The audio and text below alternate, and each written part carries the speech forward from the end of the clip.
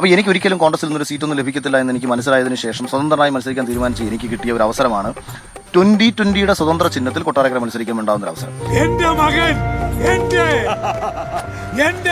പ്രിയപ്പെട്ട പ്രേക്ഷകരെ, വളരെ പ്രധാനപ്പെട്ട ഒരു വാർത്തയിലേക്കാണ്. അഖിൽ മാരാർ 2020 വിട്ടു.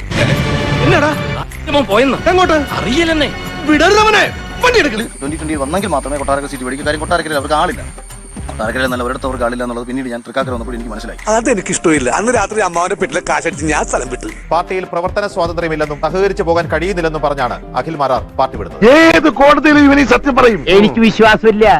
1000 രൂപ കൊടുത്തവൻ അത് മാറ്റി പറയും. എന്താണ് ഇങ്ങനെ പാർട്ടി വിടാനൊരു തീരുമാനം? ഇപ്പോൾ വാർത്ത അങ്ങനായിരുന്നു. UDF കാൻഡിഡേറ്റ് കൊട്ടാരക്കര വരാൻ ഞാൻ സാധ്യതയുണ്ട്. ഇനി ഞാൻ പറയാൻ പോകുന്ന സത്യങ്ങൾ കേട്ടാൽ ബഹുമാനപ്പെട്ട കോടതി വരെ ഞെട്ടും. എന്നെ സംബന്ധിച്ച് ഞാൻ പെട്ടുപോയി. NDAയിലേക്ക് എന്ന് പറഞ്ഞ വാർത്തകൾ വരുന്നു. ഇതാണെങ്കിൽ അത് ഏറ്റവും ബെസ്റ്റ് ആയിട്ട് ചെയ്യുക. തൃക്കാക്കരയെങ്കിൽ തൃക്കാക്കര.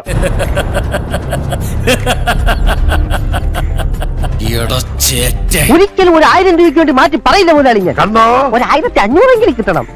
2 പേരായിരുന്നു തൃക്കാക്കരയിൽ എന്റെ കൂടെ മുഴുവൻ സമയ പ്രവർത്തനത്തിനുണ്ടായിരുന്നത്. വെറും 2 പേർ. ഞാനൊന്ന് വിളിച്ചാൽ ആരും വരില്ല. 2020 നിന്നും തൃക്കാക്കരയിൽ അകന്നു പോയി മത്സരം തുടങ്ങിയപ്പോൾ തന്നെ മനസ്സിലായി. Flash back. കോട്ടയോ ഏത് കോട്ട, എവിടുത്തെ കോട്ട, എല്ലാ കോട്ടയും പൊളിഞ്ഞു എന്നല്ലാതെ മറ്റൊന്നും പറയാനില്ല. ഞാൻ പറഞ്ഞിട്ടില്ല.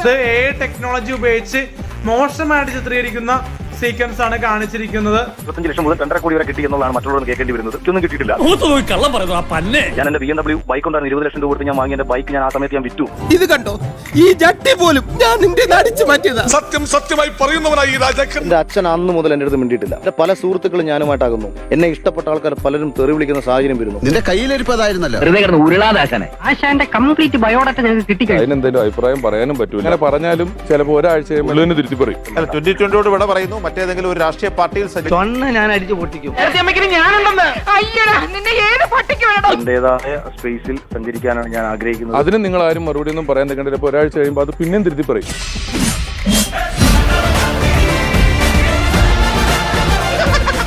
അപ്പൊ ഞാൻ പോട്ടെ. എന്റെ കാര്യം കൂടെ ഒന്ന് പറയടാ. ഈ പാവത്തിന് ഒന്ന് അഡ്ജസ്റ്റ് കൊടുത്തേക്ക്. പാവം.